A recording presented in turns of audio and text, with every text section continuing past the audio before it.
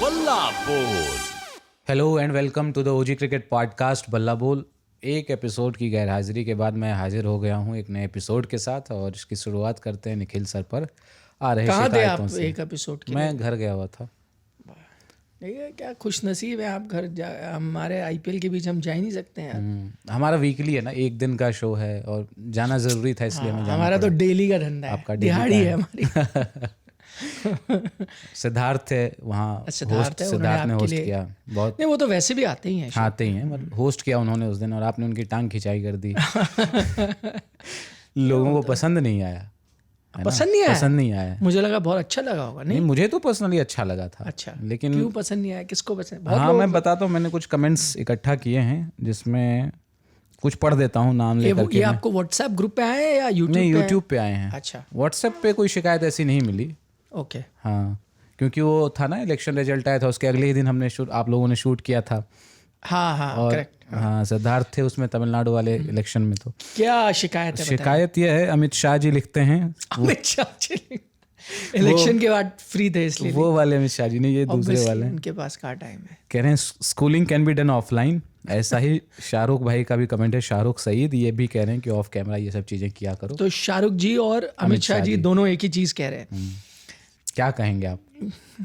नहीं, क्या कह रहे हैं कि एक schooling could be done offline. हाँ। अच्छा, मैं मतलब पहली बात तो ये है कि आपको लगा मैंने उनकी स्कूलिंग की, पहले मैं आपसे जानना चाहता हूँ।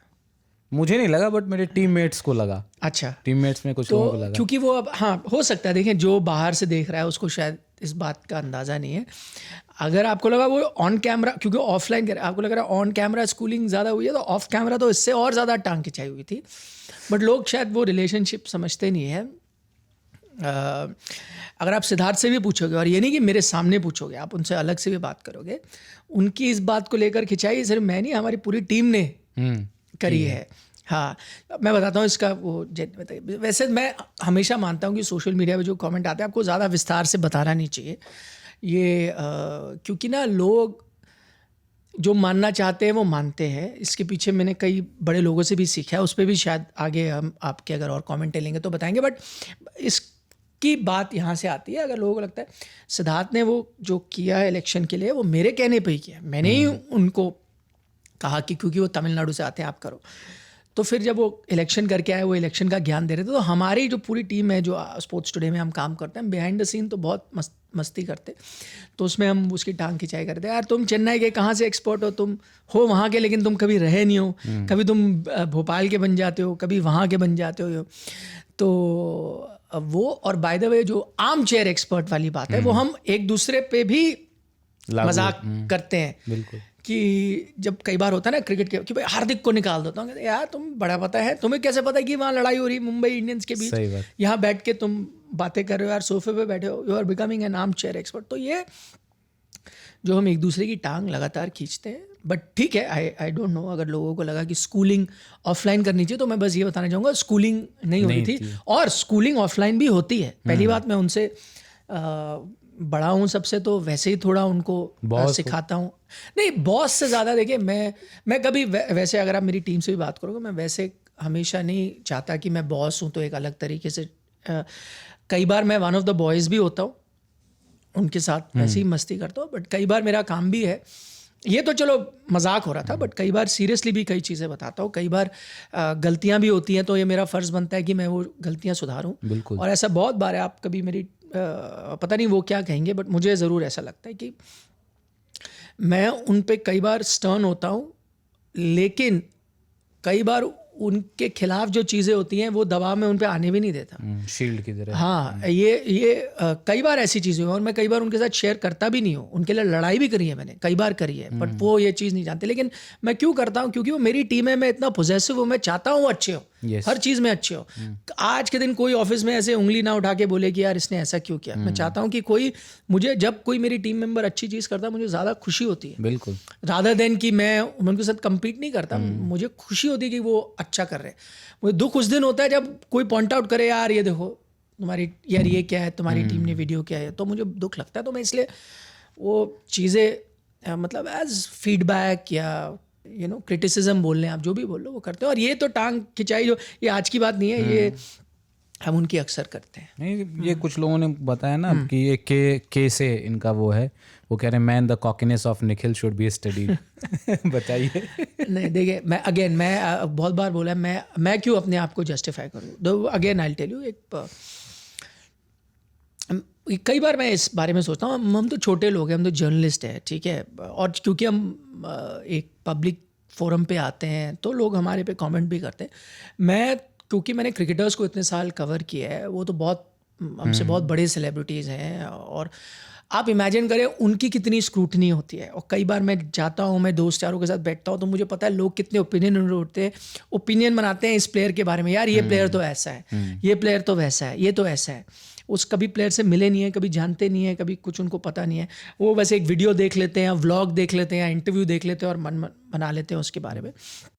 क्योंकि सच्चाई ये है कि कई बार मैं वही कहता हूँ, क्योंकि हम कई बार खिलाड़ियों को थोड़ा बेहतर जानते हैं, शायद समय उनके साथ ज़्यादा बिताया, तो मैं बताता हूँ जब लोगों को ना कि यार ये ऐसा नहीं, ये ऐसा है, ये शख्स ऐसा है वैसा है, क्योंकि तब वो बड़े हैरान होते हैं। फ़र्क यहाँ ये है कि हर आदमी को आप पर्सनली नहीं जानते, आप एक वीडियो पे देख रहे हो, या एक प्लेयर को मैच खेलते हुए देख रहे हो, एक जर्नलिस्ट को वीडियो पे देख रहे हो, या उसके आर्टिकल को पढ़ रहे हो, आप उससे अंदाज़ा लगाते हो। मतलब मैं अगेन, जो जिसको लगता है वो सर आंखों पे, I can not change that opinion. कई बार लोग अच्छी बातें भी करते हैं, कई बार बुरी भी। शायद इसलिए मैं कमेंट ज़्यादा नहीं पढ़ता, क्योंकि क्या होता है जब आप कमेंट ज़्यादा पढ़ते हो ना, आपका जो पर्सनालिटी, अगर मुझे मजाक करना पसंद है या टांग खींचना पसंद है, और मैं सबके साथ नहीं करता, मुझे पता है मैं कौन है जो मेरे साथ मेरा मजाक ले सकता है, मैं उसके साथ करता हूँ, और उसको पता है मैं कहाँ से आ रहा हूँ। तो अब जो तीसरा बंदा देख रहा है वो जानता ही नहीं क्या इक्वेशन है हमारा, और उसका बैकग्राउंड क्या है, ऑफ कैमरा हमने क्या बातें की हैं, क्या उसकी चीज़ है जो यहाँ है। तो इसलिए हम कोशिश करते हैं कि हम इतने अनफिल्टर्ड रहे, यही पर्पस है। पर अगर लोगों को ये पसंद नहीं आएगा, अनफिल्टर्ड है, तो फिर हो सकता है हम फिल्टर्ड हो जाए, फिर मैं बिल्कुल वैसी ही बातें करूँ, पॉलिटिकली करेक्ट होने की कोशिश, मैं फिर नेता बन जाऊँ, पॉलिटिकली चीज़ें वही बोलूँ जो आप सुनना चाहते हो। मतलब वो होते हैं ना कि कई होते हैं विमेंस राइट के लिए लड़ेंगे ऑन कैमरा, और घर पे पैट्रियार्की, हाँ पेट्रियार्की चलाएंगे, घूंघट में रखेंगे, औरतों को मारेंगे। तो मतलब मेरा ये अब कोशिश रहती है, और शायद ये डिजिटल मीडिया ने मुझे सिखाया। मैं पूरी ज़िंदगी टीवी जर्नलिस्ट था, तो एक अलग पर्सनैलिटी होती थी टीवी पे, जब लोग मिलते थे तो बिल्कुल अलग, क्योंकि रियल यू को नहीं जानते थे। डिजिटल हमें वो अलाउ करता है तो हम करते हैं। बट ठीक है, एज आई सेड, मैं इसलिए कमेंट नहीं पढ़ता, क्योंकि मैं अगर पढ़ने लगूंगा ना तो मैं नेचुरल ओपिनियन देना बंद कर दूंगा। I will get influence by लोग क्या कह रहे हैं, और अगर आप इन्फ्लुएंस होने लगोगे फिर आप में और कोई और जो बोल रहा है उसमें कोई फ़र्क नहीं है। नहीं, तो इस तरह के जो आरोप आप पे लग रहे हैं ना बुलिंग के, और he was one of the finest reporters, ऐसा कुछ नहीं। मैं पर्सनली कम से कम 4 साल से तो जानता हूँ सर को, 3-4 साल से, और वाउच कर सकता हूँ कि ऐसा बिल्कुल नहीं है सर। आज भी one of the finest journalist हैं। नहीं, वो देखें, वो भी अगेन लोगों की अभी मैं किसी और से चर्चा कर रहा था, अभी इलेक्शन हुए ना, तो मैंने एक कोलीग है उनसे मजाक किया कि भाई आप चेन्नई से तो आ गए, बट उसने आपको ज़्यादा थकाया, या सोशल मीडिया पे जो लड़ाई हो रही है कि कौन बेहतर जर्नलिस्ट था, उसने आपको ज़्यादा थकाया? क्योंकि आजकल ज़माना ये है कि ये बेस्ट है, ये बेस्ट है, वो बेस्ट है, ये बेस्ट है। तो मैं कहता हूँ जब आदमी खुद ही कहने लग जाता है मैं अच्छा हूँ या मैं बुरा हूँ, तो उसका फ़ायदा क्या है ना।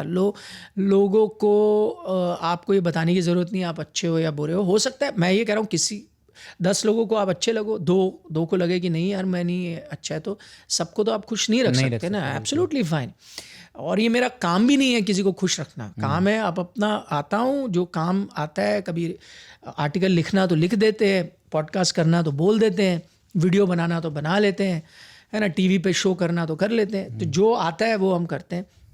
जब मैं एक लेकिन चीज़ आपको कहूँगा, और ये मेरी सबसे बड़ी सीख है, कई बार ऐसा हुआ, ये पहली बार नहीं है कि कोई नेगेटिव कमेंट आया, अच्छे भी कमेंट बहुत आते हैं। मैं मानता हूँ ज़्यादातर लोग अच्छी चीज़ें बोलते हैं सोशल मीडिया पे टैग करके, क्योंकि सोशल मीडिया को आप यूट्यूब कमेंट तो मैं नहीं जाके पढ़ता, सोशल मीडिया पे तो पढ़ता हूँ। अच्छे ज़्यादातर बोलते हैं, कुछ लोग क्रिटिसाइज़ भी करते हैं, क्रिटिसिज्म को मैं लेके चलता हूँ। लेकिन मैं एक आपको सच्चाई बताऊँगा, ये फैक्ट है, क्योंकि हम फील्ड में जाते हैं, मैं इतनी बार जाता हूँ, मैं अक्सर कई बार सोचता हूँ कि कुछ ऐसे मैंने बोल दिया जिससे ओपिनियन डिवाइडेड हो या ज़्यादा क्रिटिसिज्म आ गई हो। ऐसा क्यों होता है कि जब मैं रियल लाइफ में लोगों को मिलता हूँ, और बहुत लोगों को मिला हूँ जो जिन्होंने देखा होगा ओवर द ईयर्स, आज तक कोई ऐसा बंदा नहीं मिला जो नाराज हो। या तो दो ही चीजें हो सकती है, या तो कौन है वो नाराज मुझे पता नहीं, 10 लोग ही कि अब 100 लोगों के चेहरे बना के आते हैं, या 100,000 लोग नाराज हैं बट शायद जब इन पर्सन मिलते हैं तो वो नाराजगी नहीं होती है। तो I can not understand, but मैं वही चाहता हूँ कि अगर मैं फीडबैक के नज़रिए से जाऊँ कि चलो 8 लोग आपकी तारीफ करते हैं, आपके साथ या आपके काम को सराहते हैं, तो 2 नहीं भी करते, तो ऐसा रियल लाइफ में भी होना चाहिए ना। 8 मिले कि यार आप काम देखते हैं अच्छा लगता है, 2 आके कहें यार तुम्हारे को नहीं हम पसंद, मज़ा नहीं आता, ऐसा कोई नहीं मिलता। सो ठीक है, रियल लाइफ इनकाउंटर्स को मैं ज़्यादा तवज्जो देते हैं। हाँ। एक कमेंट और लेता हूँ, वैभव दीक्षित हैं, हमारे रेगुलर लिसनर हैं, उन्होंने लिखा है, निखिल भाई कोट अनकोट हमको लगता है कि रिकॉर्डिंग वाले दिन सुबह घर पर मनपसंद नाश्ता नहीं मिला। ये अच्छा, ये जो हम वाली है ना, ये मैंने उसकी टांग खिंचाई पहले भी बहुत बार की है, नॉट ऑन बल्ला बोल पहले भी, हाँ मतलब ऑफ कैमरा भी।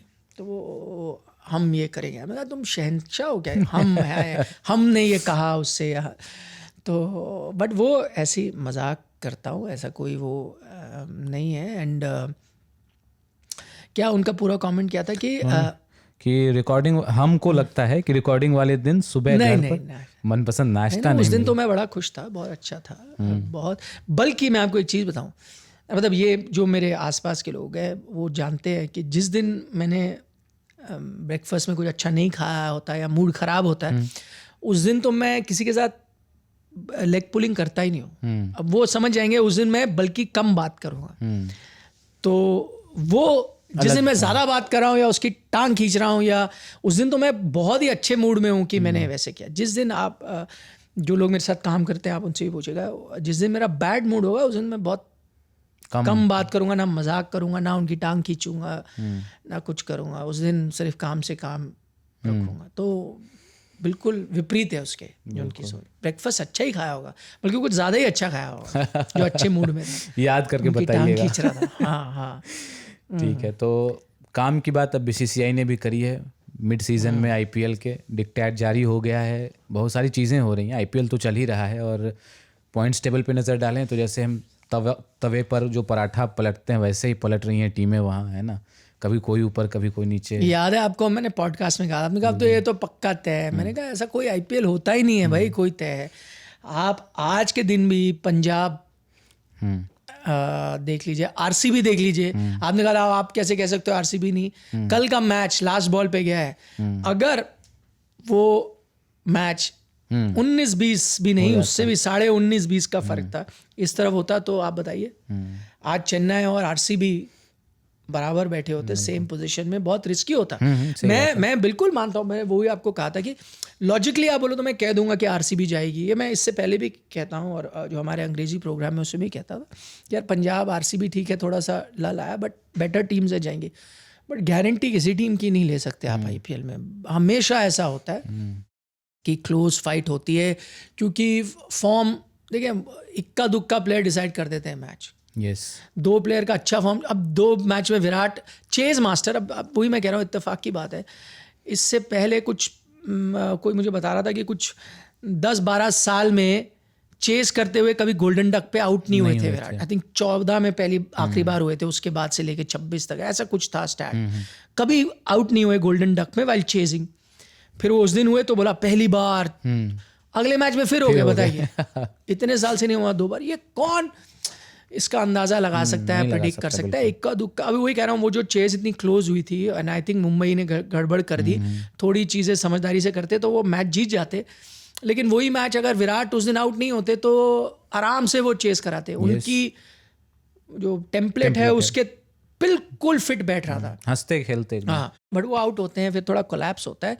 कुणाल पांड्या को किसने पिक किया होता? फर्स्ट हाफ सेंचुरी आई है उस दिन आगे, जिस दिन कोई और नहीं चला, और 73 बना के मैच जीता है। तो वही है, आपका फॉर्म कब चढ़ता है कब उतर जाता है। समीर रिजवी ने दिल्ली के स्टार्ट किया था, दिल्ली अनबीटेबल लग रही थी, उसके अंदर रन नहीं आए, दिल्ली नीचे गिर गई है। चेन्नई आज इस सिचुएशन में कि क्वालिफाई कर सकती है। शुरुआत के हफ्ते 10 दिन लास्ट थे, एकदम लास्ट। मैं आपको मैसेजेस दिखाऊंगा, मैंने किसी को कहा था, किसी ने कहा अरे चेन्नई तो सबसे, मैंने कहा भाई अब रुक जाओ, सब्र करो, ये भी क्वालिफाई कर सकती है। आपको दिखाऊंगा मैसेज। यू आर किडिंग, ऐसा हो ही नहीं सकता। देखिए है ना फाइट में। मतलब किसी ने सोचा नहीं होगा कि पॉइंट्स टेबल में पंजाब और उसके ठीक नीचे चेन्नई होगी, इतना तो किसी ने नहीं सोचा होगा। तो दोनों ही टीमों ने हैरान किया है। हालांकि हमने प्री टूर्नामेंट एनालिसिस की थी, उसमें मेरे में तो थी चेन्नई टॉप 4 में। हाँ, मेरे में भी थी, बट आप बताएं पहले आई थिंक पहले 10-12 दिन तक आरआर टॉप पे थी, चेन्नई लास्ट थी काफ़ी टाइम तक। ठीक है, आज ये है कि चेन्नई आरआर के ऊपर है। यस, आप मुझे बताएं किसने ये कहा होगा उस टाइम? आप रिवाइंड कर लें, सारे शोज निकाल लें, कोई भी शख्स आप किसी से पूछते हैं ऐसा हो जाएगा तो कहते ना, मुमकिन ही नहीं है। हाँ, अभी भी ये हो सकता है, काफ़ी हद तक मुमकिन है कि राजस्थान क्वालिफाई करता है, चेन्नई बाहर हो जाती है, पॉसिबल है। बट यहाँ पे आज आप बैठे हो जहाँ चेन्नई ओवर राजस्थान, आरसीबी और चेन्नई बराबर होते हैं अगर मैच दूसरा होता है। रिजल्ट अगर कल के मैच का दूसरा होता, कौन ये प्रिडिक्ट कर सकता है? तो सबसे जो तो आईपीएल का मजा है। हाँ, मजा है, थ्रिल है, वही है, कमजोर दिल वाले 3 देखें टीमें बाहर है, मुंबई, लखनऊ और आपकी दिल्ली कैपिटल। क्योंकि टेक्निकली कोलकाता के पास चांसेस हैं अभी। हाँ, बिकॉज कोलकाता 17 तक पहुंच सकती है, बाकी टीमें 14 तक, दिल्ली भी 14 तक कोई क्वालिफाई कर ही नहीं सकता। 14 इन अ 10 टीम टूर्नामेंट क्वालिफिकेशन हो ही नहीं सकती। तो आप मान के चलिए ये टीमें पूरी तरह से बाहर है। 16 पे भी मैं, मतलब ये मेरी प्रेडिक्शन है, आप देखिएगा शायद 16 भी आपको हेल्प ना करे क्वालिफाई। नेट रन रेट वहाँ पे आएगा। हाँ, या शायद ना भी आए। 16 में भी आप क्वालिफाई ना करो। ओह, हाँ, 18 कट ऑफ हो सकता है, पॉसिबल है। जो मैं पॉइंट्स टेबल देख रहा हूँ तो 4th टीम भी आपकी 18 पे क्वालिफाई कर सकती है। हो सकता है 16 पे भी आए, वो डिपेंड करेगा, 1-2 आपस में क्लैशेस हो रहे हैं उससे पता चलेगा। बट 16 में भी ऐसा हो सकता है कि एक 16 बेटर 100 पे जाती है, एक 16 रह जाती है, अगर ऐसा हुआ तो इस टूर्नामेंट में 14 तो आप भूल ही जाओ, 16 भी कर गए तो भगवान भरोसे ही हुआ। बिल्कुल। और सरप्राइज तो हैदराबाद ने भी किया है। हैदराबाद ने, मतलब उस बॉलिंग अटैक के साथ हमें नहीं लगा था कि भाई हैदराबाद पहुंच जाएगी। बैटिंग तो थी उनके पास नहीं, बट वो बॉलिंग अटैक जिसको आप आंक रहे थे, उस बॉलिंग अटैक के साथ तो नहीं पहुंच सकती थी। किसको देखें, क्योंकि शाकिब का किसको पता था, ठीक है ना, कि वो आएंगे ऐसे। हाँ, प्रफुल्ल इंगे तो चलो अच्छा स्टार्ट किया, उसके बाद मैचेस में नहीं कर पाए। ईशान मलिंगा को किसने प्रेडिक्ट किया था कि वो ये कमाल कर जाएंगे? वो मोस्ट आउटस्टैंडिंग बॉलर हैं। कमिंस वापसी करेंगे, इस अंदाज में वापसी करेंगे, कब करेगा किसी को पता ही नहीं था उस वक्त। तो ज़्यादातर लोग मान के चल रहे थे भाई कमिंस शायद होंगे ही नहीं। वो आ जाते हैं एज अ बॉलर, वो इतनी अच्छी गेंदबाजी कर लेते हैं। तो आई थिंक जो उनके बॉलिंग अटैक को हम जज कर रहे थे वो सही कर रहे थे। वो बॉलिंग अटैक था जिसमें उनटकट थे, हर्षल पटेल थे, वो सब थे। अब वो नहीं है, पूरा शक्ल ही बदल गई उस बॉलिंग अटैक की। तो फिर तो बिल्कुल तारीफ उनके बॉलिंग कोच की भी होनी चाहिए, वरुण एरन की। मुझे मतलब ये भी सरप्राइज करता है कि डेल स्टेन एक वक्त पे हुआ करते थे उनके बॉलिंग कोच, है ना। उस समय में उसकी एसआरएच की बॉलिंग उतनी ज़्यादा वैरायटी उसमें नहीं दिखती थी, उतना पोटेंट वो नहीं दिखता था अटैक। अभी आप देखें तो मेरे मन में एक ये भी सवाल है कि क्या एक देसी कोच होना ज़्यादा फ़ायदेमंद होता है? क्योंकि एसमैट में हमने देखा था जब झारखंड जीता तो इस तरह की बातें निकल के आई कि धोनी ने सजेस्ट किया था कि आप देसी कोच रखो तो वो ज़्यादा हेल्प करता है कम्युनिकेशन में, कन्वर्सेशन में, प्लेयर्स की अंडरस्टैंडिंग में, केमिस्ट्री में। है ऐसा? तो जो चेन्नई के तो सारे विदेशी कोच हैं, स्टीफन फ्लेमिंग, माइकल हसी, फिर वो आपके जो एरिक सिमंस बॉलिंग कोच हैं। ये सब पुराने ही हैं स्टाफ, तो ये सारे सपोर्ट स्टाफ तो पुराने। आप कह रहे हो कि देसी कोच कह रहा था कि जैसे आपने कहा कि एमएस धोनी ने कहा था कि देसी कोच रखो। अच्छा, वो उस हिसाब से तो वो पुराना, वो पुरानी केमिस्ट्री वहाँ है ना। 2008 से स्टीफन फ्लेमिंग हैं। नहीं, ये देशी विदेशी इससे मुझे कोई फ़र्क नहीं पड़ता। देखिए, ये मेरी पर्सनल राय है कि बॉलिंग कोच से भी कुछ फ़र्क नहीं पड़ता, ठीक है। बॉलिंग कोच तो मुतैया मुरलीधरन है, ठीक है, वो स्पिनर है तो क्या हुआ, वो तो बॉलर तो है ही ना, वो भी आपके साथ है। आई डोंट थिंक भाई मुतैया मुरलीधरन ज़बरदस्त बॉलर खुद थे, ज़रूरी नहीं कि वो जो उनकी कोचिंग में सारे वैसे ही होंगे। आई थिंक कोच का जो रोल है बहुत ही लिमिटेड है। और again all coaches mostly managers हैं। वो मतलब सबसे बड़ा रोल आई थिंक उनका ये होता है कि आप कैसे मोटिवेट करो, वही है। आपको जो टैलेंट मिल गया वो आपको टैलेंट मिल गया यार। वही बॉलर या वही बॉलिंग कोच है, उसके पास 6 या 7 बॉलर्स हैं। अब यही अगर आप एसआरएच ले लो तो वही आप उनटकट को ले आओ, वही हर्षल पटेल को, तो वही बॉलिंग कोच भी थे। फ़र्क क्या था, स्किल में फ़र्क है। शाकिब एहसान में वो स्किल है या फॉर्म है जो एग्जीक्यूट करे। तो I don't think bowling coaches या बैटिंग कोचेज ये सब कुछ फ़र्क पड़ता है। स्ट्रैटेजी के लिए ठीक है, स्ट्रैटेजाइजिंग कि किसको खिलाना है, कब खिलाना है, किसको किस ओवर में आप दे दो ये वो, बट क्या वो आपको बेहतर कर सकते हैं as a bowler? I doubt. वो शायद बॉलर की स्किल पे मैटर करता है, उसके फॉर्म पे मैटर करता है, वो कितनी खुद मेहनत कर रहा है, क्योंकि एंड में तो आपको एग्जीक्यूट करना है। हर बॉलर को आती है यॉर्कर डालनी, कौन कर जाता है एग्जीक्यूट मैच में? कोई नहीं कर पाता। वो बॉलिंग कोच कितना सिखा पाएगा? I don't think so. ऐसे तो लसित मलिंगा है भाई, उनसे बेहतर कोई बॉलर ही नहीं था मुंबई का, बट बॉलर नहीं एग्जीक्यूट कर पा रहे। सो एंड प्लस देखें, दूसरी चीज़ है, पहले जब आपके पास डेटा वगैरह अवेलेबल नहीं होता था तो भी बॉलिंग कोचेस का एक बहुत बड़ा फ़ायदा होता था कि यार एक्सपीरियंस बॉलिंग कोच आपको बताया कौन सी लेंथ में डालनी है, ये बैटर इस तरह से खेलता है तो उसको ये लेंथ डालो, ये सब। अब तो आपको वो भी ज़रूरत नहीं है, पूरा आपको डेटा निकाल के, वीडियो एनालिस्ट निकाल के दे देता है, बता देता है आपको, और हर पता है कि पूरा आपको मिला ना कि ये बैटर है, लेफ्ट हैंडर है, इसका ये स्ट्रॉन्ग एरिया, ये वीक है, आप उसको यहाँ डालते रहो। तो आपको एक्चुअली सीधा डेटा मिलता है, आप खुद उसको प्रोसेस करके कर सकते हो। आपको एक बॉलिंग कोच की बीच में ज़रूरत नहीं है। That's my personal opinion. पता नहीं उससे कितना फ़र्क पड़ता है। कोई नई स्किल तो यार आपको इस लेवल पे कौन सिखा रहा है, वो आप खुद ही अपने आप को सिखा सकते हो विद प्रैक्टिस। आप स्लोअर बॉल पे काम कर रहे हो। सबसे बड़ी बात मैं कहूँगा, और यही एक और भी इशू है, and I think Bhuvneshwar Kumar जो अच्छा कर रहे हैं, उनकी बॉलिंग को देखते हुए मुझे लगता है, और बहुत बड़ा लेसन है, क्योंकि जैसे जैसे गेम इवॉल्व हो रही है ना, बैटर क्योंकि अलग अलग तरीके के शॉट खेल रहा है, तो गेंदबाजों ने भी ये मान लिया कि यार हमने भी अब अलग अलग तरह की गेंदबाजी करनी है। यॉर्कर डालना है, लो फुल टॉस डालना है, wide outside the off stump डालना है, स्लोअर वन डालनी, बैक ऑफ द हैंड डालना है, स्क्रैम्बल सीम, पता नहीं कितनी चीज़ें। भुवनेश्वर कुमार ने बोला कुछ नहीं, वो 3 चीज़ें ही डालेंगे, तो 3 बेसिक हैं। शुरू में बॉल में स्विंग होता है, वो outside the off stump swing कराते हैं, बाद में थोड़ा जब पुरानी हो जाती है वो यॉर्कर्स पे ध्यान देते हैं। सिंपल चीज़ें, कुछ ज़्यादा नहीं कर रहे, बेसिक। तो मैं अगर एडवाइस कर सकता, मैं किसी भी बॉलर को ये कहता, भाई 10 चीज़ें मत करो, उससे आपकी जो 3 चीज़ें हैं वो भी अच्छी नहीं होंगी। आप इतनी चीज़ें कर रहे हो, नहीं मास्टर कर पाओगे। 3 जो बेसिक चीज़ें आप उसको मास्टर कर लो, जब आप उसको एग्जीक्यूट करना चाहो वो आपसे एग्जीक्यूट हो जाए, ख़त्म बात। वही 3 चीज़ें बहुत है। तो अगर मैं वही बैटर को बात करूँ, 15 शॉट सीखने की कोई ज़रूरत ही नहीं है, ठीक है ना। आप की ड्राइव अच्छी है, आप शॉर्ट बॉल को पुल कर सकते हो, ठीक है ना। क्या चाहिए आपको? हर चीज़ सॉर्टेड है। ऊपर बॉल आई, आपने ड्राइव कर दिया उसको, छोटी पड़ी, आपके पुल अच्छे हैं, दोनों चीज़ को आपने मास्टर कर ली। आपको स्कूप और ये सब की भी ज़रूरत नहीं है। बड़े बड़े बैटर उससे भी सक्सेसफुल होते हैं। वो ठीक है, अगर आप में एक नेचुरल स्किल है, आप एग्जीक्यूट कर सकते हो, ठीक है, but without compromising on your core skills. अब जैसे स्काई का फॉर्म नहीं आ रहा, वो इसलिए नहीं आ रहा क्योंकि कोर स्किल्स में प्रॉब्लम आ रही है। उनके वैरायटी ऑफ शॉट्स तो पहले भी थे, वो चल रहे थे तो चल रहे थे, अभी थोड़ा फॉर्म आउट है तो वो शॉट्स नहीं आ रहे। लेकिन विराट कोहली क्यों फॉर्म से उभर पाते? क्योंकि उनका कोर है, कोर स्ट्रेंथ अच्छी है। कभी कुछ समय आ गया जब रन नहीं भी बने तो आप कोर पे चले जाते हो, बोलते हो मैं इतनी लिमिटेड चीज़ें ही करता हूँ और इसी में मैं सक्सेसफुल होऊंगा। अभी प्रॉब्लम ये होगी अगर स्काई सिर्फ लिमिटेड चीज़ें करने की कोशिश करें कि भाई मैं वही 2 चीज़ें सुधार लेता हूँ अपनी, बाकी चीज़ें छोड़ो, बट वो बेस पे नहीं जा पा रहे आई थिंक। और इसलिए उनको सर्वाइवल के लिए वो 360 डिग्री या out of the box shots खेलने पड़ रहे हैं आई थिंक।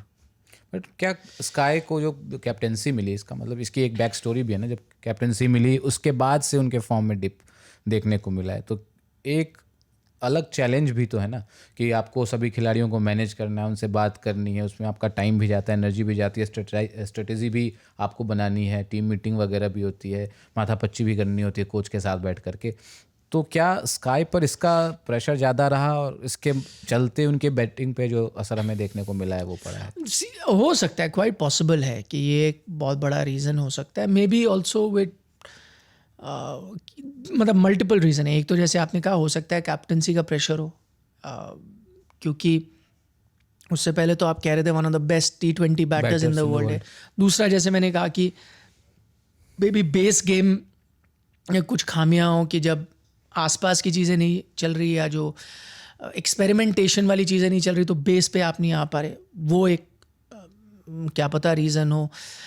विद एज वही मैं कह रहा हूँ, ये जो एक्सपेरिमेंटल शॉट्स हैं ये भी थोड़े आप उस हिसाब से एग्जीक्यूट नहीं कर पाते हो। करेक्ट, वहीं पे आप सिंपल कोऑर्डिनेशन और वो सब चीजें हो जाती तो हैं। आप सिंपल वापस गेम पे चले जाओ तो वो आपको हेल्प करता है। कुछ इस तरह की भी बात होती है ना कि इंजरी के साथ भी खेल रहे हैं, क्या ये भी एक आप सही कह रहे हो बिल्कुल से। और ये अभी की बात नहीं, मुझे मतलब इसका थोड़ा सी जानकारी थी पहले भी, पिछले सीजन में भी, कि वो खेल रहे थे, बट देखिए वो सीजन उनका अच्छा रहा है। यस, हाँ, तो बट हाँ हो सकता है लॉन्ग टर्म इंजरी। वो प्रॉब्लम ये होती है ना, अब क्रिकेट इतना होता है आपके पास टाइम नहीं मिलता है एक बड़ी ब्रेक लेने का।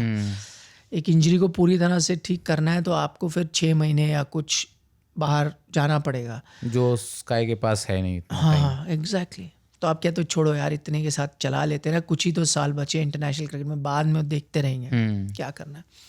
वो भी आई थिंक एक इशू हो सकता है। बट भुवनेश्वर कुमार पे आते हैं थोड़ा सा। इतनी शानदार उन्होंने बॉलिंग करी है, क्या वापसी के दरवाजे खुलेंगे उनके?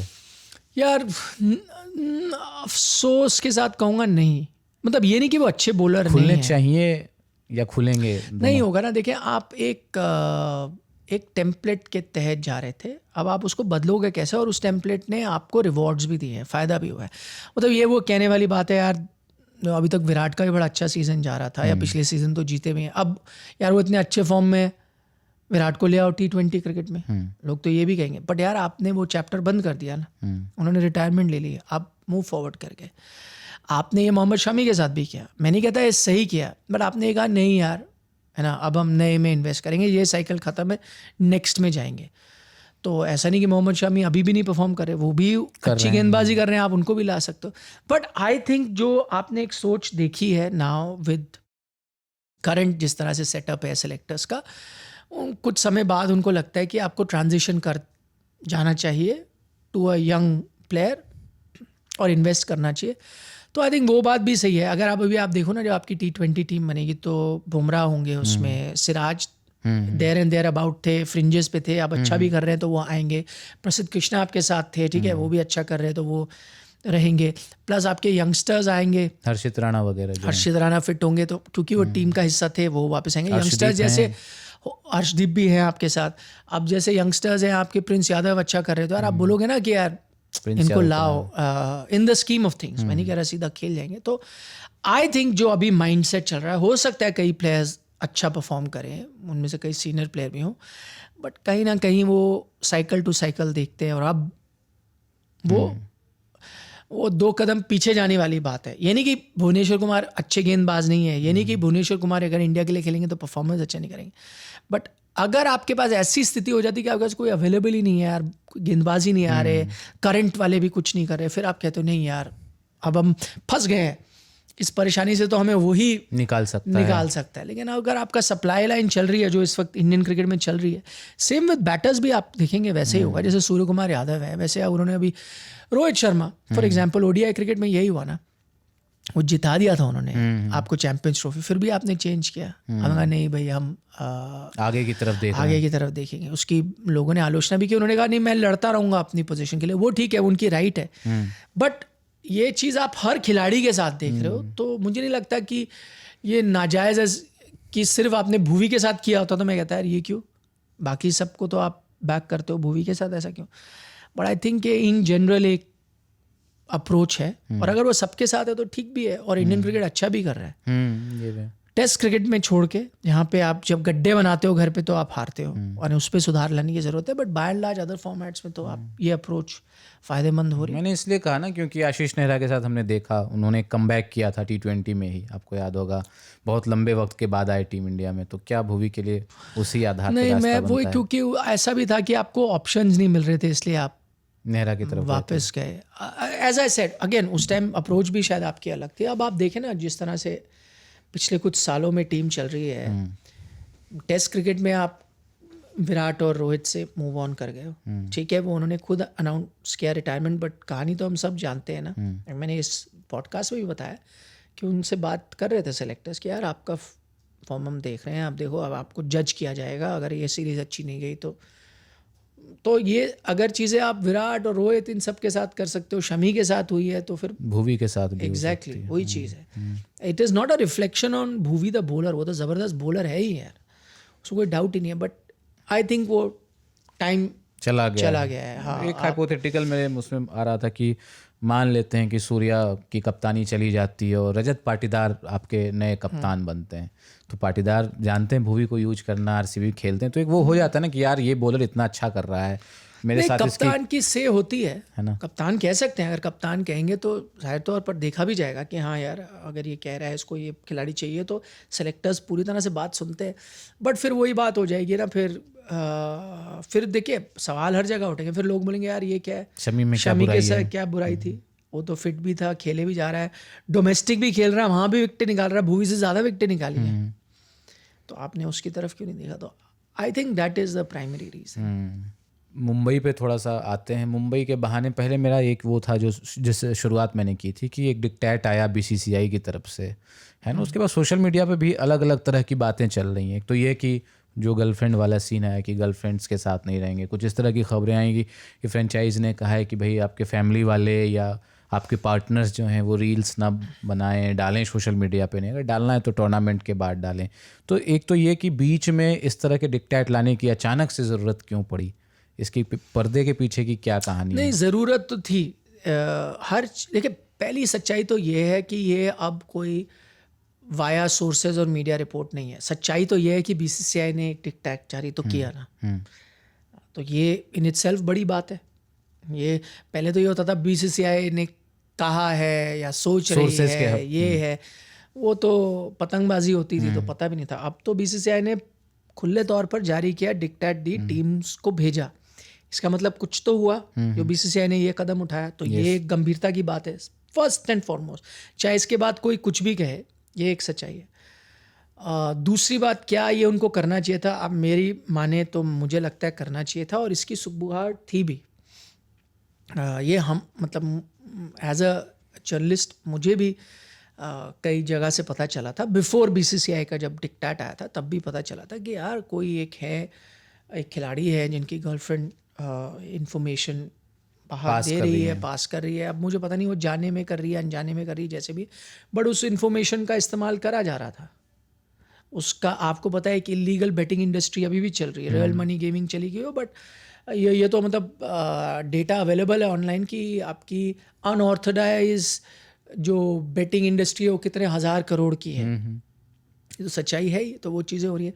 तो उस इंफॉर्मेशन का पूरी तरह से इस्तेमाल किया जा रहा था। ख़ासतौर पर एक खिलाड़ी की गर्लफ्रेंड के बारे में तो मुझे खुद मतलब किसी ने पूछा, किसी ने बताया, और तो मैं उसको सुनकर तब हैरान। नाम लेंगे आप? सोशल मीडिया पे दो नाम चल रहे हैं। नहीं, मैं आपको बताऊंगा। देखिए, क्योंकि अगेन एज आई सेड, उस खिलाड़ी की भी मैं गलती नहीं मानूंगा, क्योंकि क्या पता उस खिलाड़ी को भी इस बात की जानकारी ना हो। पहली बात, उसका नाम लेके उसके करियर पे क्यों दाग पड़े, पहली बात तो ये चीज़ है। तो I will never take the name. दूसरी बात, जैसे मैंने कहा कि क्योंकि मुझे चीज़ पता चली कि उसकी गर्लफ्रेंड से इन्फॉर्मेशन गई है, तो अब वो गर्लफ्रेंड भी, मैं ये नहीं जानता ना कि उसने वो वाकई किया या नहीं। नहीं किया तो होगा, क्योंकि मुझे इतनी जगह से पता है इन्फॉर्मेशन तो बाहर जरूर गई है, बट वो नादानी में गई है। हाँ, कई बार होता है दोस्ती यारी में बता दें। हाँ। आप क्रिकेट सर्कल में पहली बार आए हो, आपको इस सिस्टम का पता ही नहीं है कि कहाँ से क्या होता है। आप नादान हो, वो भी हो सकता है ना। आपने भी कोई 2-3 चीज़ें सुनी, आपसे किसी ने पूछा जिसको आप जानते हो, आपने बताया हाँ यार ये तो है, बट वो इन्फॉर्मेशन का यूज़ किया किसी ने, आपको शायद पता ही ना चला हो कि भाई मेरे थ्रू वो इन्फॉर्मेशन गई। ये भी हो सकता है, क्योंकि मैं पुख्ता तौर पे तो नहीं कह सकता ना कि मुझे ये ज़रूर पता है इन्फॉर्मेशन वहाँ से गई है। तो मेरा कहने का मतलब वही है कि मैं बीसीसीआई तो नहीं हूँ, बट मैं क्रिकेटिंग इकोसिस्टम का तो पार्ट हूँ एज अ जर्नलिस्ट, ठीक है ना। तो अगर मेरे पास भी क्रिकेटिंग इकोसिस्टम बहुत बड़ा होता है ना, जिसमें प्लेयर होते हैं, जर्नलिस्ट होते हैं, कोचेज़ होते हैं, फॉर्मर प्लेयर्स होते हैं, कमेंटेटर्स होते हैं, ब्रॉडकास्टर्स होते हैं, है कि नहीं, फिजियोथेरेपिस्ट होते हैं, ट्रेनर्स होते हैं, मतलब जो एक इंडियन क्रिकेट से कहीं ना कहीं जुड़े तो है। तो वो सर्कल आप भी कईयों को जानते हो, एडमिनिस्ट्रेटर्स हो। तो ये चर्चा जब हुई तो आपस में लोग बात करते हैं ना, तो ये इन्फॉर्मेशन मैं कह रहा हूँ अगर मेरे तक पहुँची है तो मैं ये यकीन कर ही नहीं सकता कि ये इन्फॉर्मेशन बीसीसीआई तक नहीं पहुँची हो। तो देखिए, कुछ तो अलार्मिंग है, चीज़ें थी, है बिल्कुल थी। मैं ऐसे कहूँगा नहीं ये बिना जाने की थी, बिल्कुल चीज़ें थी। और अगर ये बीसीसीआई तक बात पहुँची, जैसे मैंने कहा, मैं किसी को कटघरे में नहीं खड़ा कर सकता, ये मेरा काम भी नहीं है और मैं जानता भी नहीं कि उसके पीछे मोटिव क्या था। जब तक पुख्ता सबूत ना हो करना भी नहीं चाहिए। बेनिफिट ऑफ एक लीक तो है ना, मैं कह रहा हूँ एक प्रॉब्लम तो है। Yes. अब वो ये एक जगह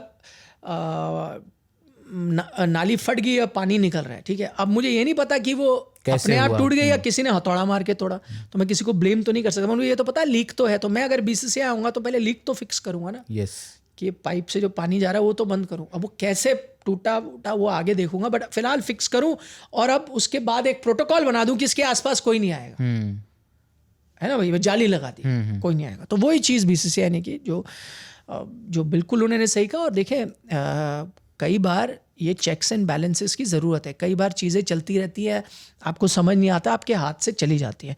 और ये भी सच्चाई है, आजकल आप बहुत लोगों को देखते हो जो टीमों के आसपास होते हैं, कहाँ नहीं होते। मैं सिर्फ टीम की बात नहीं कर रहा, अब टीमों ने कंटेंट क्रिएशन खुद शुरू कर ली है, कंटेंट क्रिएटर आ जाते हैं। एक चीज़ मैं वैसे कहूँगा, नथिंग अगेंस्ट किसी के, और सब अलग अलग तरीके से करना चाहते हैं, बट मुझे कई बार मैं सोशल मीडिया कंटेंट देखता हूँ टीमों का, मुझे वो टीमों को शोभा नहीं देता जिस तरह से वो कर रहा है। करेक्ट, टीमों को अगर लग रहा है उससे उनको एंगेजमेंट मिलेगी या कुछ होगा, मैं तो ये कहता हूँ कि उससे आपकी ब्रांड वैल्यू कम ही होती है, बहुत कम होती है। और वही मैं हैरान हूँ, इसीलिए मैं कहता हूँ कि कई बार BCCI को ज़रूरत है टीमों को याद दिलाने की, क्योंकि अगर टीमें ये अलाउ कर रही हैं, इस लेवल की चीज़ें गिर रही हैं और आप, तो इसका मतलब जो इंचार्ज है वो ध्यान नहीं दे रहे ना, या ध्यान दे भी रहे तो शायद इतनी समझ नहीं है कि उसको एक चेक में करा जाए। मैं आपको मतलब उदाहरण देता हूँ, भाई IPL टीमें तो एक ब्रांड है। मैं अगर कोई ब्रांड का CEO हूँ, कोलगेट टूथपेस्ट का हूँ, ठीक है ना, वो तो हर चीज़ जो उस ब्रांड से एसोसिएटेड है, चाहे वो प्रोडक्ट हो या उसका फीडबैक हो या सोशल मीडिया पे उसका ऐड हो, हर चीज़ें जाती है ना थ्रू द सिस्टम। यस, क्योंकि आप नहीं चाहते कि कोई भी उंगली उठाए या थोड़ा सा भी दाग लगे आपके ब्रांड को, तो आप एड्स भी वैसे बनाते हो। जैसी कोई ऐड जिससे किसी को ठोस पहुंचती है, आप हटा देते हो, है ना, कि नहीं यार ये तो गलत है, हम किसी को हर्ट नहीं करना चाहते, या यार ये बड़ा इन बैड टेस्ट था, हम इसको हटा देते हैं, है कि नहीं। आप करते हो क्योंकि आपके लिए ब्रांड की इमेज बहुत इंपॉर्टेंट है। आज के दिन में मैं वही हैरान होता हूँ, IPL टीमों को अपनी ब्रांड की इमेज का कुछ पता ही नहीं है। जिस तरह के सोशल मीडिया पोस्ट बनाए जाते हैं, जिस तरह के वीडियो बनाए जाते हैं, जो व्लॉग होते हैं, ये होता है। खिलाड़ी भी कई, आई एम सॉरी टू से, सब कंटेंट क्रिएट बन रहे हैं, जो ठीक है, उनकी फ्रीडम है, जो करना चाहे आदमी करे, बट कई बार आई थिंक बैड टेस्ट में होता है। मैं उसमें आपको उदाहरण भी दूंगा। एक मैंने वो देखा क्लिप, आई थिंक अर्शदीप ने जो बनाया था शशांक के साथ, वो कोई व्लॉग बना रहे थे, तो शशांक वहाँ बैठे हैं, वो कह रहे कि भाई उसको कैच कैसे जाए, भाई अगली बार बॉल आएगी कैच तो होगा नहीं, तो छाती से ही रोक लेना यार मेरा। वो जिस तरह से किया गया वो एक बैड टेस्ट है। वो आप मतलब मैं समझ रहा हूँ मजाक बनाना चाहते थे, वो मजाक बन भी सकता है इन दैट व्लॉग, बट उन्होंने वो 2-3 बार किया। अच्छा, दूसरी बात है, अगर वो जोक शशांक भी इंजॉय कर रहे हो तो ठीक है, बट वो इग्नोर कर रहे हैं बार बार, वो जवाब भी नहीं दे रहे हैं वो, पर फिर भी आप ज़बरदस्ती उनके सामने वो चीज़ कर रहे हो। तो एक तो वो कंटेंट क्रिएशन, मतलब द लेवल बहुत नीचे गिर चुका है। एंड इवन जो ऑफिशियल हैंडल से डाले जाते हैं, चाहे वो वीडियोज़ हों या चाहे वो ट्रोलिंग जो होती है, मीम्स जो डालते हैं। एग्जैक्ट, मैं आपको एक और चीज़ को पता नहीं है, मैं एक्सटेंशन कह रहा हूँ, may be it is a reflection of society also.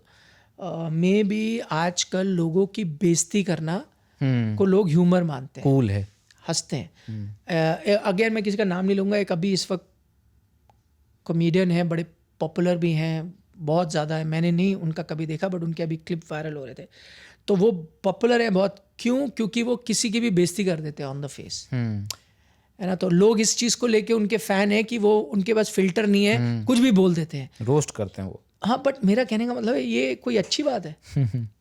मतलब किसी के बारे में मैं कुछ भी, आपकी दुखती रब पे मैं हाथ रख दूं, हमेशा वो कर दूं। और ख़ास तौर पर जैसे मैंने कहा, आप अपने करीबी दोस्त यार या अपने, है ना, टीम मेंबर्स या घर में रिश्ते, जिनके साथ आपकी इक्वेशन है, आप उनके साथ करो, वो समझते हैं आपको, आप समझते हो। आजकल ये फैशन है कि किसी से भी आप मिलोगे पहली बार, चाहे सेलिब्रिटी से मिल रहे हो या उससे बात कर रहे हो या उसका इंटरव्यू कर रहे हो या वो आपका इंटरव्यू कर रहा है या आप शो कर रहे हो, कोई कंटेस्टेंट आ रहा है, कुछ भी, उसकी बेइज्जती, जिससे आप पहली बार मिल रहे हो उसकी बेइज्जती कर रहे हो या कुछ भी उसके मुंह पे बोल रहे हो, तो ये एक स्किल माना जाता है और कहते हैं ही कुक्ड हिम, वो आजकल आता है ही कुक्ड हिम ब्रो, है ना, bro did not even hesitate, ये सब चीज़ें आजकल और कूल लगता है ना। वो मीम भी आता है उसके बाद एक वो वाला, वो जो लड़के चिल्ला रहे होते हैं वो ऐसा है। तो मैं देखता हूँ तो उस यार इसमें मतलब किसी की बेइज्जती करना इज़ नॉट ह्यूमर। ह्यूमर होता है एक ऐसा जोक करना जो सटल तरीके से कुछ कह जाए कि आपको लगा पॉइंट तो यार इसने सही कहा और आप हंसे, बट नॉट इंसल्टिंग। तो वही मैं चीज़ कर रहा हूँ, वो एक लेवल ऑफ ह्यूमर जा रहा है। तो वही चीज़ मैं अब ऑफिशियल हैंडल से भी देख रहा हूँ जो टीमें करें। तो कई इश्यूज़ हैं जो आई थिंक बीसीसीआई को स्टेप इन करना चाहिए एज द गवर्निंग बॉडी, और उन्होंने यहाँ किया है। देखिए अगर ये तो वो बात हो गई, मैंने आपको एक उदाहरण दिया। दूसरा उदाहरण ये भी है कि यार एक अच्छा मैं आपको एक और चीज़, मैंने टीमों के लोगों से भी बात की। ऐसे बहुत लोग हैं जो with in the team system काम करते हैं। आपको लगता है हम ये गर्लफ्रेंड्स वगैरह की बात करते हैं बाहर से बैठ के, वही आर्म चेयर क्रिटिक हैं, ऐसी बात नहीं है। अंदर के लोग जो लॉजिस्टिक देख रहे होते हैं, जो ये सब चीज़ें कर रहे होते हैं, मैंने उनसे भी बात की है और वो कहते हैं यार बड़ी प्रॉब्लम होती है यार। कई बार प्लेयर से ज़्यादा एटीट्यूड गर्लफ्रेंड्स का होता है, कई बार उनको मैनेज करना बड़ा प्रॉब्लम होता है। आपको एक बबल बना के रखना पड़ता है जिसमें कोई भी बाहर का ना आ जाए, कुछ भी आ जाए।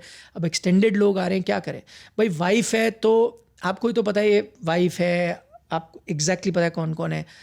हर एक गर्लफ्रेंड या फ्रेंड या फैमिली फ्रेंड या दोस्त यार, अब सबको आप उस तरह से एंटरटेन कर रहे हो। बड़ा मुश्किल है उस बबल को मैनेज करना और चीज़ों को मैनेज करना। तो मतलब हर चीज़ सही नहीं है, कहीं ना कहीं आपको स्टेप इन करना पड़ेगा और एक लाइन ड्रॉ करके बोलना पड़ेगा। उससे सिर्फ करप्शन का इशू नहीं है, डिसिप्लिनरी इशू भी है, वो सब चीज़ें भी देखनी होगी। सिक्योरिटी सेफ्टी का भी इशू है, वो भी आपको देखना पड़ेगा खिलाड़ियों का। और इसके पीछे एज आई सेड टीम भी कहीं ना कहीं थोड़ा सा रिलैक्स हो गई थी। आईपीएल टीमें भी कंप्लेसेंट हो गई थी, वो चल रहा है सब कुछ बढ़िया है जी, सब चंगा जी चल रहे हैं। और कई फ्रेंचाइजीज का तो बुरा हाल है। एक फ्रेंचाइज के जस्ट बिफोर दिस आईपीएल शुरू हुआ, क्योंकि उनके ओनर्स के बीच इतना इशू चल रहा है, पूरा स्टाफ निकाल दिया गया, पूरा वर्किंग स्टाफ, रेगुलर स्टाफ हटा दिया गया, अब आउटसोर्स कर दिया गया। आउटसोर्स हो रही है हर चीज़ें। अब आउटसोर्सिंग में भी कितनी चीज़ें बाहर जाएंगी आएंगी। अब आउटसोर्स के हर बंदे को आप ट्रस्ट कर सकते हो, नहीं कर सकते हो, वैसी भी चीज़ें हो रही हैं। वो इसलिए आउटसोर्स किया है क्योंकि अलग अलग ओनर है। पहले कोई मैं अपने बंदे को बैठाऊंगा, मैं ये हूँ मैं हूँ, दूसरा ओनर कहता नहीं मैं ये, मैं तीसरा वो, तो ऐसे करके प्रॉब्लम हो रही थी। इस सीज़न से पहले उन्होंने सारे रेगुलर स्टाफ को बोला थैंक यू वेरी मच, अब घर जाएं, ये भी हम आउटसोर्स कर लेंगे, ये भी आउटसोर्स कर लेंगे, ये भी आउटसोर्स कर लेंगे। तो इससे भी इश्यूज होते हैं ना। जो लोग आपके साथ प्रॉपरली जुड़े हुए हैं उनको पता है क्या कायदे कानून है, प्रोटोकॉल्स क्या है, क्या फॉलो करना है। आप अच्छा अगर बीसीसीआई को उन पर नज़र रखनी हो रख भी सकते हैं। आउटसोर्स चीज़ें तो आप पूरी एजेंसीज को अलग दी हुई, ट्रैवल किसी एजेंसी को दे दिया, सोशल मीडिया किसी एजेंसी को दे दिया किसी को, तो उन सब के कितने एम्प्लॉयज़ हैं, क्या कैसे ट्रैक होगा? बिल्कुल है ना। तो इसमें आई थिंक बीसीसीआई को एक और चीज़ देखनी चाहिए, एक्रेडिटेशन एक जो मिलती है, जैसे हम लोगों को भी मिलती है जर्नलिस्ट को, बहुत जगह हमें अलाउड नहीं है जाना, जो कुछ सही बात है। कई जगह हम जा सकते हैं, उनको ये देखना चाहिए पहले एक्रेडिटेशन कौन कौन ले रहा है। और जो खुली छूट मिली हुई है, जिसको मन आ रहा है एक्रेडिटेशन ले रहा है, लेके भी ग्राउंड पे खड़े होते हैं आधे से ज़्यादा लोग। आप देखते हैं मैच के बाद एग्जैक्टली कितने लोग खड़े हैं ग्राउंड पे। हर आदमी कोई कह रहा है मैं वीडियो बना रहा हूँ, मैं इस टीम से, मैं उस टीम से, मैं ये कर रहा हूँ, मैं वो कर रहा हूँ, मैं उसका मैनेजर हूँ, मैं इसका मैनेजर हूँ, मैं इसका सिक्योरिटी हूँ, पर्सनल सिक्योरिटी हूँ। कुछ बहुत ज़्यादा चीज़ है जिसको कंट्रोल में लाना ज़रूरी था। I think it's a good step, और ये शुरुआत में ही आपने कोर्स करेक्ट कर लिया, जो अच्छी बात है। नहीं तो आगे, और देखिए अगेन ये बात किसी से छुपी नहीं है, 2013 की बात है, आईपीएल में ही तो कांड हुआ था। बिल्कुल 2 टीमों पे गाजगिरी थी, 2 साल आप बैन भी हुए थे। तो अगेन विद टाइम चीज़ें बदलती रहती हैं, एंड विद टाइम आपको भी सतर्क होना ज़रूरी है। जैसे जैसे वर्जन अपग्रेड होते हैं ना फ़ोन के, आपके सॉफ्टवेयर के सब, तो जो एंटी सोशल लोग हैं वो भी अपग्रेड होते जा रहे हैं, अलग अलग तरीके निकाल लेते हैं वो भी ना। तो आपको भी अपग्रेड होता रहना पड़ेगा। आपका जो एंटीवायरस है उसको भी तो अपग्रेड होना पड़ेगा कि वायरस ना अंदर आ पाए। तो आप बीसीसीआई हो सकता है पिछले कुछ साल में थोड़ा सा सब चीज़ें ठीक चल रही थी, आप 13 में हुआ तो आपने किया, फिर कुछ साल तक आपने सारी सुधार दिया, फिर चीज़ें उसी दिशा में बरत दी आपने। तो अब आपको वापस वायरस जो एंटीवायरस है अपग्रेड करिए, वही हो रहा है। दो बातें हैं मेरे मन में कि एक तो वो जो एक चीज़ लेकिन मैं और कहूँगा, ऐसा नहीं हुआ कि कोई बहुत बड़ा बवाल मैं ऐसी कोई चीज़ छुपा नहीं रहा कि एक बहुत बड़ा कांड हो चुका है, आपको तो पता ही नहीं नहीं है, किया जा रहा उसको, ऐसा कुछ वैसा नहीं हुआ। उतनी सिचुएशन भी खराब नहीं हुई थी, वैसा कुछ नहीं हुआ है। पर छोटा सा लीक हुआ था वहाँ पे। हाँ तो हाँ, और फिर सिर्फ लीक हुआ या जिस तरह से सोशल मीडिया हो रहा है, कई लोगों ने बोला कौन कौन आ रहा है, कोई पहचान भी नहीं रहे हो, घूम रहे हो, तो अभी तक उसी स्टेज पे था और आपने वहीं पे थोड़े सतर्क हो गए कि नहीं यार सुधारो, अभी आप उसी स्टेज पे थे। ऐसा नहीं कि कोई बहुत बड़ी चीज़ हो गई और उसको कवर अप करने के लिए जा रहे। तो लोगों को ये भी लगता है ना, ये आ गई बीसीसीआई का डिक्टेट, पता नहीं क्या बड़ी चीज़ हो गई, ब्रशिंग अंडर द कारपेट हो रहा है, वैसा भी नहीं हुआ है। तो ऐसा नहीं कि बहुत बड़ा कांड हो गया, वैसा नहीं हुआ, बट कुछ चीज़ें गड़बड़ थी वहाँ पे। हाँ, तो या शुरुआत थी, हो सकती थी, आपके हाथ से बाहर जा सकती थी। समय रहते आपने उस पर। एक चीज़ ये है कि अगर कुछ ऐसा हुआ, थोड़ा बहुत ही हुआ, भले से वो नादानी में ही हुआ, बट कुछ तो एक डिसिप्लिनरी एक्शन होना चाहिए ना, एक नज़ीर बननी चाहिए ना। तो ऐसा कुछ होता देख रहा है? देखिए वही मैं कह रहा हूँ, उसके लिए ये शायद अब ये अगेन ये तो इन्वेस्टिगेशन बीसीसीआई का ही करने का काम है।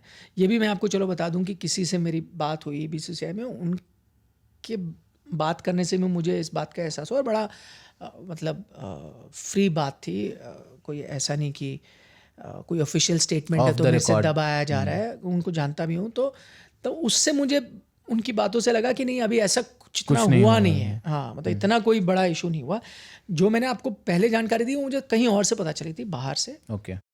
बट फिलहाल अभी इतनी कोई बड़ी चीज़ नहीं हुई, और ऐसा भी नहीं था कि बीसीसीआई एकदम घबरा, अरे यार ये क्या हो गया, बाप रे बाप, ठीक करो भाई, ये तो हाथ से निकल गई है बात, वैसा भी नहीं हुआ था। उन्होंने कहा ठीक है भाई, ऐसे लगा हो सकता था तो हमने ये किया। अगेन वो जो इन्फॉर्मेशन जो बाहर गई या नहीं गई, उसमें कोई डायरेक्ट इन्वॉल्वमेंट शायद ना हो, है ना, अनजाने में चली गई हो बाहर, नहीं गई है अगर, या जो भी है उसको बीसीसीआई को इन्वेस्टिगेट करना होगा। ये भी एक ऐसी चीज़ है कि आप सीधा कोई इसके बारे में बात नहीं कर सकते, किसी पे उंगली नहीं उठा सकते। जैसे मैंने कहा यार कि जब तक आपको पुख्ता तौर पे पता ना हो आप कैसे बोल सकते हो ना, ये बहुत बड़ी चीज़ हो जाती है। मैं आपको एग्जाम्पल देता हूँ, जैसे जब 2013 का हुआ था, मैंने बड़े अच्छी से कवर किया था और कोर्ट भी कई बार जाता था हियरिंग के लिए। वहाँ एक एनवेलप था जिसमें सील्ड एनवेलप आप जानते हो, तो उसमें खिलाड़ियों के नाम थे, मैं तो जानता भी हूँ किन खिलाड़ियों के नाम थे। और एक लॉयर ने कहा था कि ये आप नाम लीजिए, जज ने मना किया। जज ने बोला इसलिए नहीं ले रहा हूँ क्योंकि मैंने पढ़ा है वो, और उसमें इतने बड़े बड़े इल्ज़ाम डाले हुए हैं बिना कोई सबूत के।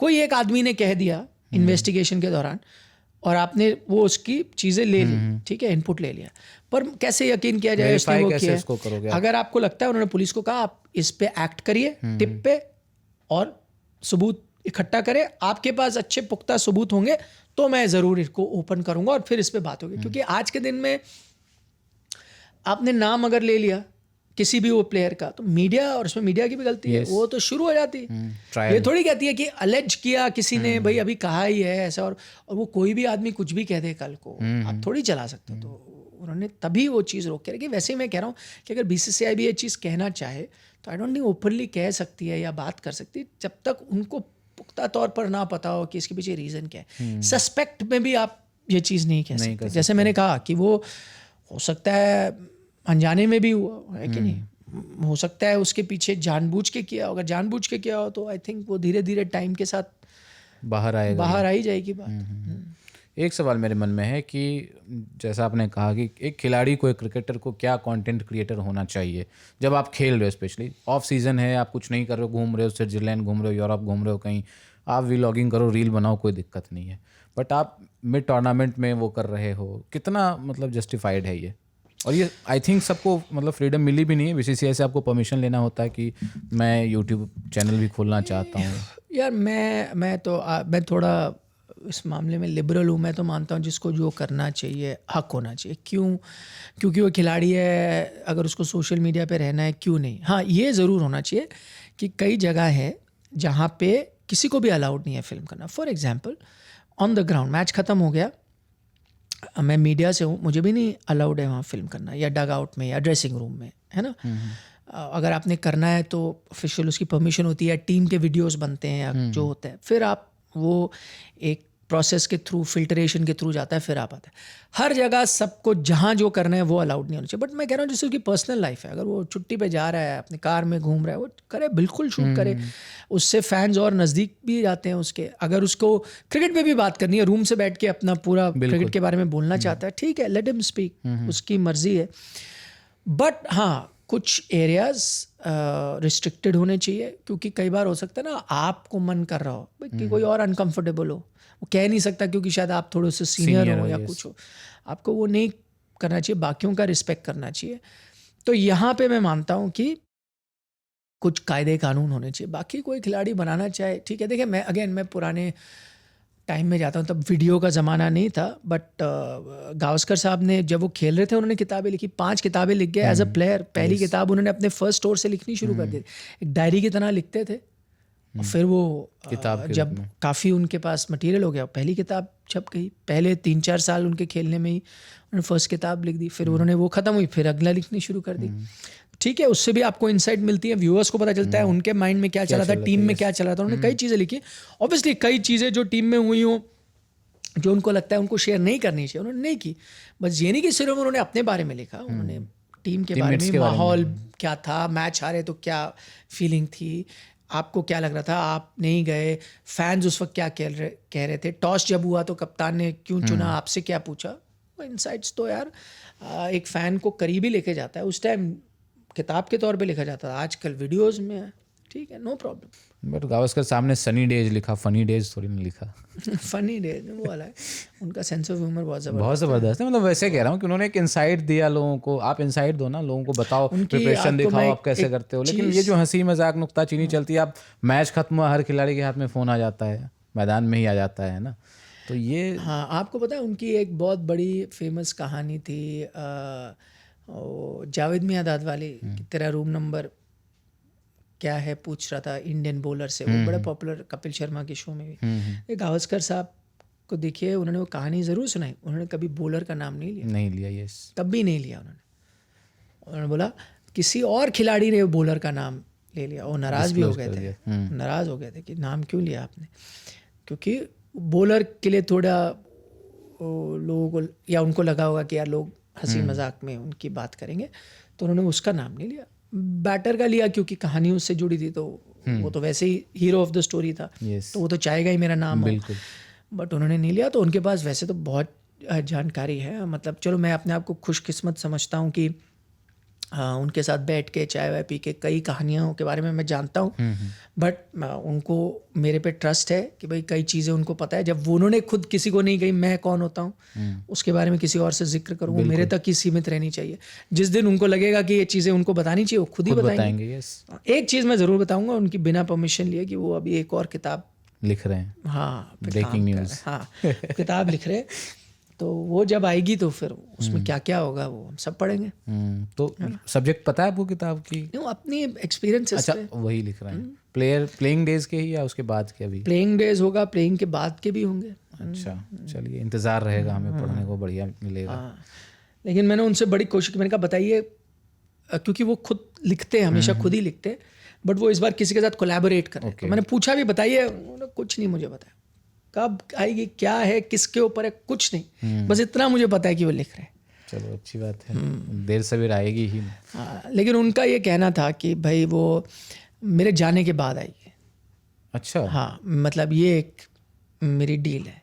ओ, तो हो सकता है उसमें वो सच्चाई लिखें सारी। हाँ, मोस्ट अवेटेड बुक होगी वो। यस, ठीक है। तो मतलब सोशल मीडिया पे जो कयासबाजी चल रही है, मैं नाम ले लेता हूँ, मतलब मुझे नहीं पता है, लेकिन जो लोग कह रहे हैं कि हार्दिक पांड्या, चूंकि फ्लैम्बॉयंट जिस तरह की उनकी छवि है, चीज़ें आ जाती हैं, गर्लफ्रेंड के साथ वो दिख जाते हैं, तो लोगों का लगता है तुक्का कि यार यही होगा हार्दिक पांड्या। तो ऐसा कुछ नहीं है, कंफर्म हम नहीं करते हैं कि हार्दिक हैं या अर्शदीप हैं, क्योंकि यही दो सोशल मीडिया पे चल रहे हैं। तो नहीं, बहुत लोग हैं जिनके साथ गर्लफ्रेंड्स हैं, बाय द वे, इस वक्त वही मैं कह रहा हूँ कि ऐसा ये गलत होगा किसी एक प्लेयर का नाम लो या दो का लो। बहुत ऐसे खिलाड़ी हैं जो गर्लफ्रेंड्स के साथ हैं, बट जैसे मैंने कहा ना, मैं किसी नाम पे हाँ करूँगा ना करूँगा, बिकॉज इवन हिंट भी नहीं दूंगा, बिकॉज इट इज़ इनकरेक्ट, बिल्कुल अनएथिकल भी है। हाँ, और क्या, लोग उंगलियां उठाने लग जाएंगे। बट ये मैं विद ग्रेट रिस्पॉन्सिबिलिटी आपको बता रहा हूँ कि ऐसी एक लीक हुई एंड थ्रू अ गर्लफ्रेंड हुआ। चलिए बीसीसीआई ने समय रहते नकेल कस दी है और उम्मीद करेंगे कि सीजन के बाद बीसीसीआई तक छोड़ देता हूँ, वो बताएंगे किसी दिन अगर उसमें कुछ आगे जाके निकला तो। और आगे मतलब मैं चाहता हूँ कि अच्छा ब्लूप्रिंट बनाए, है ना, जिसमें पॉलिसीज तमाम इस तरह की हों, सोशल मीडिया पॉलिसीज क्या हो, ये हो, क्योंकि 100%। हम लोग एक प्रोफेशनल सेटअप में काम करते हैं तो हमारे भी एक सर्टेन वो हैं कि भाई आप ये नहीं कर सकते हो, आप वो नहीं कर सकते हो, वरना हर कोई आजकल रिस्पॉन्सिबिलिटी है। मैं व्यूज के लिए नाम भी ले लूँ, बिल्कुल, लोग तो लेते ही हैं। और मुझे ये भी यकीन है कि अगर मैं ले भी लूँ तो मैं फंस नहीं सकता, क्योंकि ऐसे लोग आपको मिल जाएंगे जो बताएंगे ऐसा हुआ है। तो मतलब मैं श्योर हूँ, इसलिए में आप तीर नहीं चला रहे, आपके पास इन्फॉर्मेशन है इसलिए आप दे रहे हो। तो मैं ये भी हूँ कि मैं देखो कई बार होता है ना, आपने बोल दिया आप कैसे प्रूव कर सकते हो, तो मैं बोलूँगा कर सकता हूँ प्रूव, तो वो भी डर नहीं है। बट फिर भी मुझे लगता है गलत देना चाहें नहीं, कोई क्लू नहीं, कोई क्लू नहीं, जीरो क्लू। आज निखिल सर ने नाश्ते में कुछ अच्छा नहीं खाया, इसलिए डिस्क्लोज नहीं करना चाह रहे। ठीक है, देखिए मजाक करना अलग है, ये सीरियस मैटर है ना, इसलिए नहीं। चलिए, हमारी बातचीत आपको कैसी लगी आप हमें बता सकते हैं कमेंट बॉक्स में। आज तो उम्मीद करता हूँ निखिल सर से कोई शिकायत नहीं होगी। नहीं, शिकायत है यार, होनी चाहिए बिल्कुल, वो व्यूअर है, शिकायत हो। हर वक्त आप एक्सपेक्ट थोड़ी करते हो कि कोई आपकी शिकायत ना करे या तारीफ करे, जो उनको अच्छा लगता है वो पूरी इजाजत है। एक फायदा ये भी ना, शिकायत करते हैं तो उनका कमेंट हम शो में पढ़ दे रहे हैं। हाँ, तो इस लालच में भी शिकायत कर दीजिए, जबरदस्ती भी। मैं नहीं पढ़ता, चाहे अच्छे भी हो मैं नहीं पढ़ता, क्योंकि अच्छा भी आपको ओवर कॉन्फिडेंट बनाता है। अच्छे तो आते ही हैं, बुरा आपको अंडर कॉन्फिडेंट बनाता है। अच्छे तो आते ही हैं, और जब आप शो में किसी कारणवश नहीं होते हैं तो और ज्यादा अच्छे आते हैं कि भाई निखिल सर को कैसे मिस कर दिया, उनको पकड़ के लाया करो। थैंक यू वेरी मच यार, देखिए वो व्यूअर्स हैं तो हमें, बिल्कुल सिंपल सी बात है।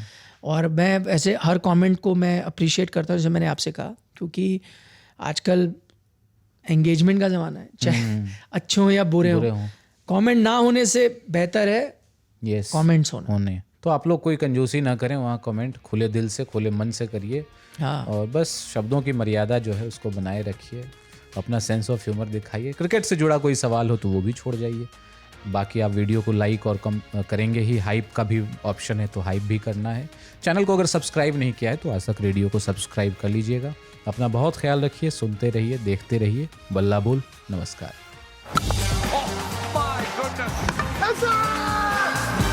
बल्ला बोल।